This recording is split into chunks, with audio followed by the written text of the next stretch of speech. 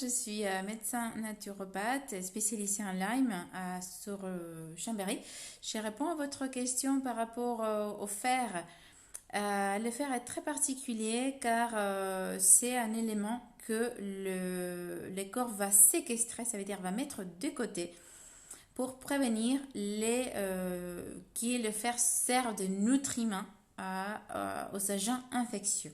Donc souvent on va retrouver une anémie chez les malades chroniques parce que le corps a séquestré avec certaines protéines comme la hepcidine notamment pour qu'ils ne nourrissent pas, continuent pas à nourrir l'infection. Et aussi il faut savoir que même sans Lyme, les personnes sont carencées et le fer est séquestré souvent en cas de dysbiose, c'est-à-dire des mauvaises bactéries de l'intestin ascendant, c'est-à-dire de bactéries qui fermentent les glucides, ou de bactéries du côlon descendant, c'est-à-dire les bactéries qui putréfient les amines ou les protéines.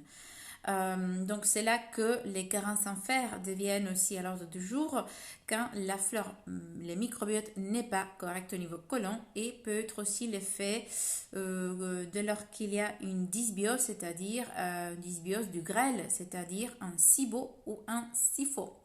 SIBO donc pour B pour bactéries, F pour fongie, pour mycose. Et donc, le fer va toujours être séquestré dès lors qu'il y a deux problématiques intestinales pour ne pas nourrir les bêtes qui habitent. Ensuite aussi, il faut considérer l'aspect de présence des métaux lourds, notamment des métaux lourds comme l'aluminium qui va chélater, va antagoniser le fer. Donc, plus il y a d'aluminium, moins il y aura de fer. Plus il y a de plomb, moins il y aura de fer.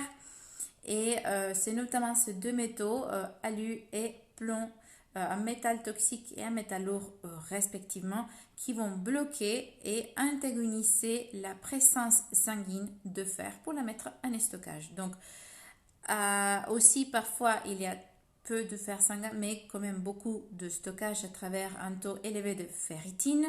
Et cette ferritine, cet stockage du fer, va faire aussi que va démontrer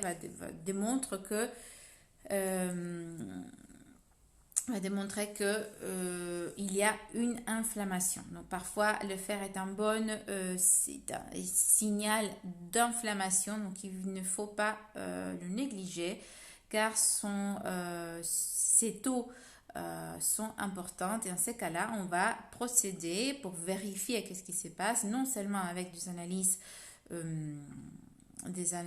de dysbiose, du grêle ou du côlon, mais aussi avec un bilan martial, dit martial, c'est-à-dire un bilan qui comporte le fer sérique, la CRP ultrasensible pour voir l'état d'inflammation, pour constater ensuite la ferritine, la transferritine et les coefficients de saturation.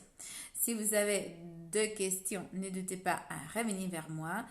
www.humankindwellbeing.com. Andrea Fernandez-Indulski, formatrice et directrice de l'Académie des sciences de la vie, ainsi que nutrithérapeute et micronutritionniste.